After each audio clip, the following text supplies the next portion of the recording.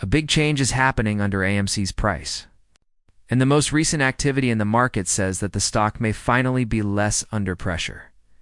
In today's study, we'll look at why AMC recently went up sharply, why mainstream sources don't fully explain what happened, and how improving fundamentals and changing market conditions are starting to show how far long-term downward pressure on the stock can go. Many people thought that the rise of more than 6% was due to hopes that interest rates would be lowered. There was some financial commentary that said the New York Federal Reserve's hints about the chance of a rate cut helped to improve people's mood. Rate cuts do help businesses lower the costs of borrowing money, and AMC gains from lower interest costs. But AMC has seen changes in what people think will happen with interest rates many times before, but never with a jump this big. This is why a lot of people think the sudden rise can't be explained by macroeconomic comments alone. People who have been trying to sell the stock over the past few years are having a harder time, which seems to be the main reason for the rise. When the stock starts to rise naturally, like when the movie does well at the box office, cash flow gets better, or market stress goes down, there doesn't seem to be as much pushing it back down as there was in the past. So, when the stock gets going, it moves around more easily, making bigger percentage jumps that seem more like how supply and demand work in the real world. A strong base tailwind can be seen in how recent movies have done at the box office. An important new movie had strong previews and a great opening weekend. In both the United States and other countries, just the success of this movie makes things look better for AMC's quarterly results. And more movies are on the way, including big sequels to well-known series. With a stronger film schedule going into 2026, more movies that people want to see, AMC should be able to get more consistent box office income. For the past few years, this kind of recovery has been a big part of the business plan that has been missing. And now that plays are starting up again, market trends are starting to level off. Retail investors also keep supporting going to the theater at a level that many rivals can't match. The AMC community usually comes together to support big movies.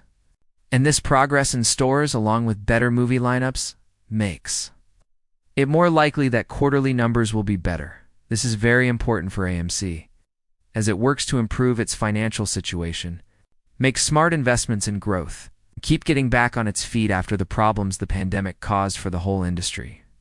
Besides showing movies, AMC has been growing its relationships as well. Recently, AMC sites worked together to offer discounts to some gig economy workers. This shows that the company is actively seeking out new ways to connect with its customers. This partnership is just one of many steps that AMC is taking to increase its income streams and customer base by offering incentives that make people want to go to the movies more. Over the past 2 years, AMC has improved its business in many ways, such as by cutting costs, managing its debt, making smart investments, and working with other brands. The company has always added new types of value to its environment. Even when things were tough, it's clear that claims that AMC isn't improving anything are out of date, since the company has often increased its efforts to grow and strengthen the business.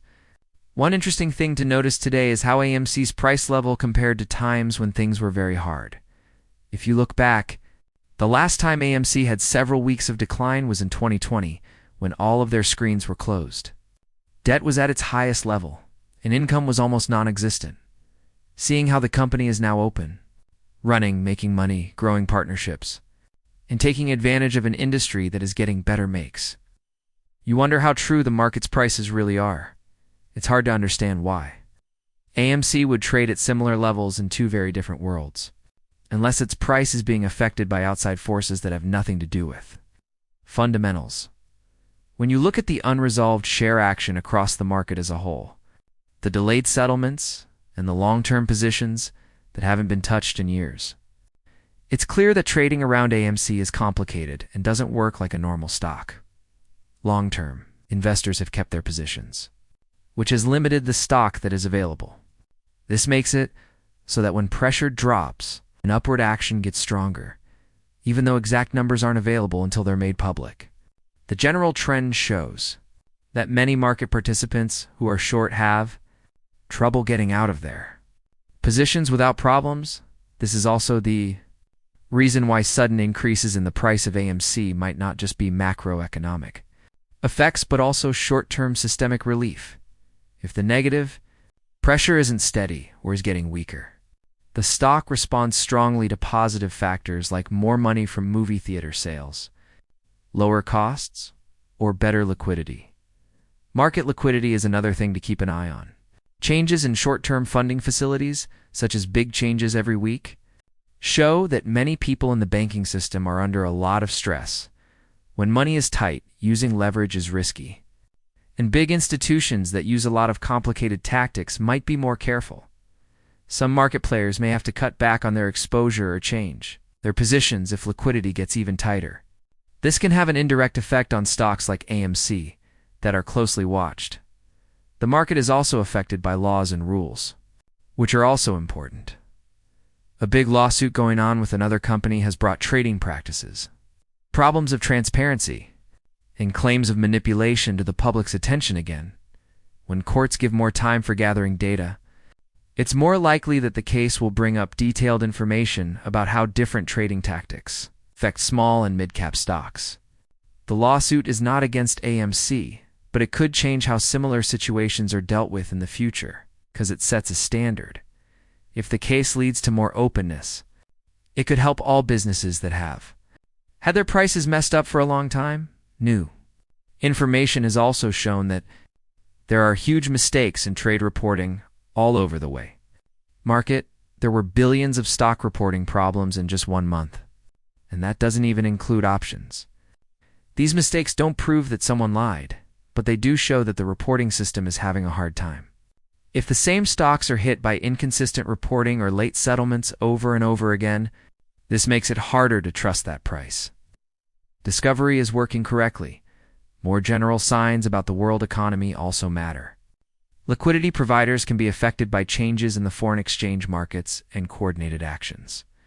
When big banks are under pressure because of the value of the dollar, they may have to rebalance across many industries.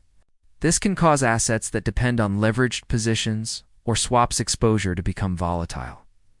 In short, AMC's recent price increase seems to be the result of a number of factors coming together: stronger box office momentum, strategic relationships, industry recovery, progress in stabilizing debt, and changes in market liquidity that make downward pressure less effective.